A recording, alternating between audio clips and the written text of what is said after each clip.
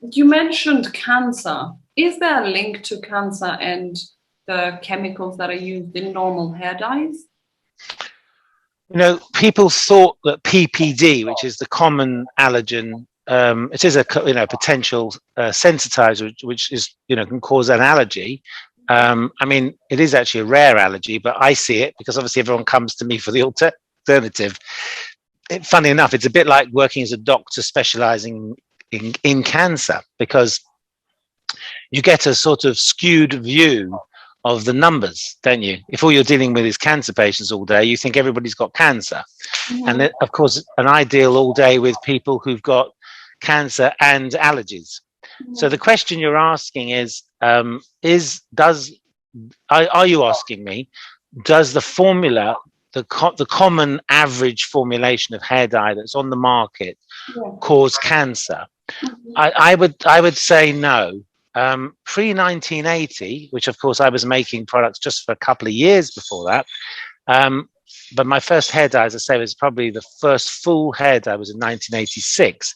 So, but before that, before 1980, there were dyes that have shown to cause cancer in animals, and the disease that the particular type of cancer was in those days, which seemed to be more common amongst people that dyed their hair before 1980, was a form of Hodgkinson's disease.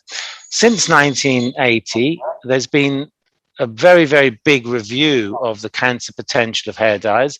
It's been ongoing, literally, and right to this day, they're still testing and checking and everything.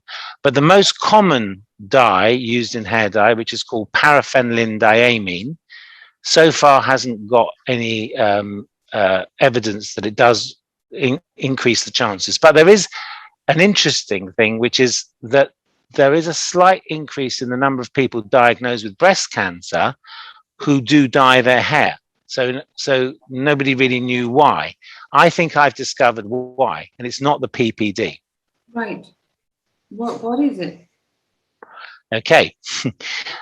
So when you dye your hair, you're leaving a residue in the hair of nitrogen and amines. Amines are a chemical that's left over, and in itself that wouldn't cause you to have a sort of toxic overload, just those two chemicals. But the cocktail is made into a dangerous substance when you add one other chemical to it, and that chemical is available from the environment itself.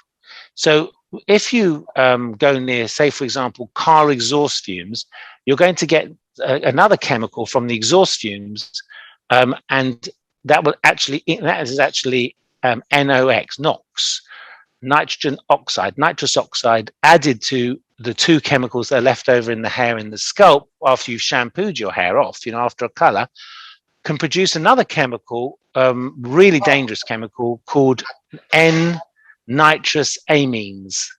And so I believe that the reason why they haven't found the link between hair dye and cancer from the actual chemicals they've been looking at is because they didn't take into account there's that third environmental toxin, which is common.